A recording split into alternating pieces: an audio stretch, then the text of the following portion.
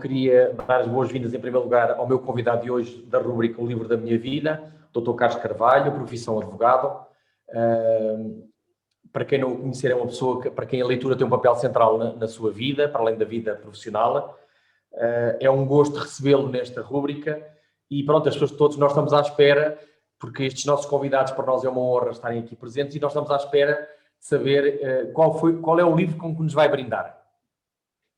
Muito obrigado, eu que agradeço o convite. É difícil, como aliás acho que é comum a todas as pessoas que gostam de ler, e eu gosto imenso de ler e desde pequeno, é difícil, dizia eu, escolher o livro da minha vida, é mesmo difícil. Mas quando fui desafiado quando fui convidado para este desafio, digamos assim, houve logo uma pessoa que me sobressaiu. Em vez de ter o livro da minha vida, seria a escritora da minha vida.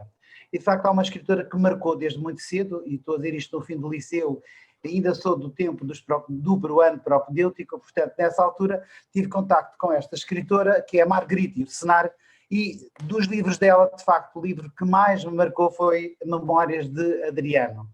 Esta senhora foi mais ou menos um ano antes dela ter sido nomeada para a Academia Francesa, que salvo erro foi em 1980, e foi uma escritora que eu fiquei, como já disse, extremamente maravilhado. O livro que li, ele tem outros livros, como Os Orientais, por exemplo, há um outro livro muito importante que é Obra ao Negro, mas sem dúvida este, Memórias de Adriano, é um livro que me marcou muito devido ao pensamento e devido... eu começo por mostrar a capa, é uma edição já antiga, como podem ver, muito antiga. Tenho aqui algumas notas, porque são coisas não é de agora, já tinha, vou pondo, porque são frases que às vezes recorro, pensamentos. E este livro é um monólogo. A Marguerite Yourcenar, aliás, explicou que resolveu escolher esta forma de discurso porque não sabia o que é que as pessoas na altura conversavam, como conversavam, e então interessou-se aos 20 anos. Eu gosto imenso desta escritora, por isso é que eu li muito sobre ela, mas ela interessou-se aos 20 anos numa visita que fez à Vila Adriana e desde então estudou muito sobre Adriano, sobre a vida de Adriano. E chegou a... teve um interesse sobre a cultura de Adriano, leu muito, percebeu que ele teve um crescimento lento desde os 15 aos 40 anos, mais ou menos, exerceu funções civis e militares, era um homem, foi um político, um homem de Estado, digamos assim, extraordinário, um homem da paz. Aliás, ele quando toma o poder, pouco tempo depois termina com a guerra com os partos, mas mais tarde não consegue evitar a guerra com a Palestina, devido à diferença que existe entre as civilizações, e é por isso que a escritora põe neste livro na boca dele a dizer que esta foi uma das grandes derrotas da vida deste imperador. É um homem interessantíssimo, ele no tempo, enquanto reinou, ele melhorou as condições dos escravos, as leis deles as leis que ele publicou foram leis fantásticas, extremamente extraordinárias, diria mesmo, em que através delas transpareciam as ideias que ele foi bebendo dos filósofos gregos, que ele tinha admiração, e essas leis transparecia isso mesmo. Adriano, portanto, fascinou-me porque eu não conhecia Adriano, e todo o livro é, de facto, um olhar na boca do próprio, um olhar sobre a vida de Adriano, sobretudo o que ele fez, e até ele começa, quando já está doente, e começa a relatar tudo aquilo pelo qual ele passou. E é interessante ver até o envelhecimento de Adriano. Todos nós envelhecemos, cada um na sua linha, como é óbvio. E a linha de Adriano é uma linha de lucidez, perfeita lucidez, com alguns ataques de delírio, com desespero e uma amargura pela guerra da Palestina, foi uma coisa que o atormentou sempre, e também com algum desespero pela doença, que no final de vida também padeceu. No entanto, é interessante verificar o restabelecimento quase que imediato, quando tinha esses momentos, estabelecia a sua coragem e a sua disciplina, até de militar. Eu acho que melhor do que estar a falar sobre o livro, e se me permite, se tiver tempo para isso, eu gostava de citar ou de ler alguns dos textos, das frases do pensamento, posso fazê-lo? Sim, com certeza. Ele começa, de facto, o livro com uma carta ao Marco, que é um jovem, e é interessante que ele diz que o início é fantástico, na minha opinião, eu sou suspeito. Aqui ele diz assim: meu caro Marco, fui esta manhã à casa de Hermógenes, o meu médico, devia ser observado em jejum, tínhamos marcado a consulta, e depois diz: digamos apenas que tossi, respirei e retive o fogo, conforme as indicações de Hermógenes, alarmado pelos progressos tão rápidos do mal e disposto a atribuir as culpas ao jovem. É difícil permanecer imperador na presença de um médico e difícil também conservar a qualidade de homem. O olho do prático só via em mim um montão de humores, triste amálgama de linfa e de sangue.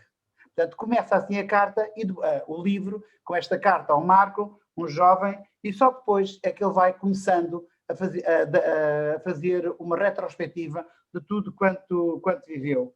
E é interessante também que ele fala de Roma, que ele comentava aqueles festins, e ele diz que os festins de Roma causavam tanta repugnância e aborrecimento que se alguma vez julguei morrer durante uma exploração ou uma expedição militar, disse para comigo como reconforto, que ao menos não tornaria a jantar.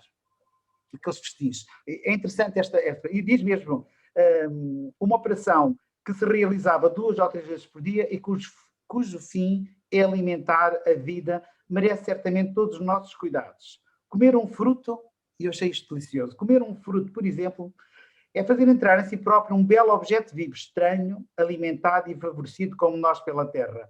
É consumar um sacrifício em que nos preferimos às coisas.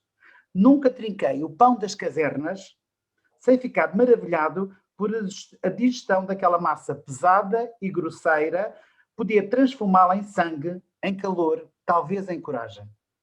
Eu acho que isto, pôr na boca do imperador romano, Adriano, pôr este tipo de pensamentos é de quem, como ela confessou, de facto estudou e viveu extremamente, viveu mesmo, tentou saber toda a cultura. E é um livro que tem um interesse enorme por tudo isto, porque mantém, apesar de ser monólogo, mantém este interesse constante. Ele vai falando da vida, das coisas particulares, das coisas menos boas, das coisas más. Como já disse aqui, ele foi considerado um imperador da paz, um homem da paz, e por isso mesmo ele morreu com esta angústia da guerra da Palestina. Era uma coisa que o atormentava. Uma das coisas que mais marcou neste livro, na altura, quando li, dos meus 18 anos, 17 para 18 anos, quando li 17 anos, foi esta frase que se manteve. E que se calhar para os outros, mas cada um terá a sua, não é? Mas esta é: o verdadeiro lugar de nascimento é aquele em que pela primeira vez se lança um olhar inteligente sobre si mesmo. As minhas primeiras pátrias foram os livros. E desde então, esta frase tem-me acompanhado ao longo da vida. Não só porque eu gosto de ler, mas porque acho que a escritora conseguiu mesmo transmitir isso. E depois, daí eu recorrer e ser recorrente a algumas frases deste livro, alguns pensamentos, diria mesmo, nomeadamente sobre os outros. Quando ela diz assim, o Adriano diz para o Marco, o nosso grande erro é querer encontrar em cada um, em especial, as virtudes que ele não tem e desinteressar-nos de cultivar as que ele possui. E de facto é verdade, eu vejo-me aqui nisto. Nós às vezes não vemos as virtudes, queremos virtudes noutra pessoa, não é? E esquecemos que todos nós temos e não cultivamos isso mesmo. Eu estou-lhe a ler isto e não queria amassá-lo mais, só para dizer porque é que estas frases, porque é que estes pensamentos tiveram um peso tão enorme num jovem que estava a entrar na universidade, ou preparado para a universidade. Tiveram um peso enorme, e um peso que se manteve até hoje. E, portanto, quando falou o livro da minha vida, eu pensei logo, Marguerite Yourcenar, sem dúvida. E dentro da Marguerite Yourcenar, aconselho a ler, aconselho inclusive a ler as entrevistas que ela deu antes de partir ao Mathieu Gallier, que são muito boas, mas de facto, um livro só da Marguerite é as Memórias de Adriano. E termino esta minha citação desta escritora, que eu não quero tomar muito tempo, quando ele diz, no final da carta ao Marco, diz: almazinha, alma terna e flutuante, companheira do meu corpo de que foste hóspede, vais descer àqueles lugares pálidos, duros e nus, onde terás que renunciar aos jogos de outrora. Contemplemos juntos, um instante ainda, as praias familiares, os objetos que certamente nunca mais veremos. procuremos entrar na morte de olhos abertos. Muito bem. Eu aconselho, quem não conhece Margarida Stenar deve ler. É uma referência, sinceramente. Eu queria agradecer mais uma vez ao meu convidado. Este testemunho é sempre importante. As pessoas perceberem que cada pessoa tem um conjunto de livros que gosta muito. Este livro marcou e já explicou e muito bem porquê. E é importante as pessoas perceberem que em determinadas alturas da vida essa marca torna-se passando por horas, mais marcante, ou seja, mais intensa. E no seu caso está explicado o porquê. Quer dizer, um livro dessa grandiosidade não podia deixar de o marcar, como é lógico, não é? E na idade que foi, repara, na idade que me estava a formar, marcou-me para sempre, para todo o sempre. Claro. E ainda me permite dizer que no dia que ela morreu, que foi em dezembro, eu estava já na faculdade, e foi um dia muito triste para mim, porque a relação que eu criei com os livros dela foi tão grande que eu parece que conhecia a escritora. Isso é excepcional, eu acho. Mais uma vez, queria lhe agradecer imenso a sua colaboração, muita saúde, tudo bom, e muito obrigado por ter participado.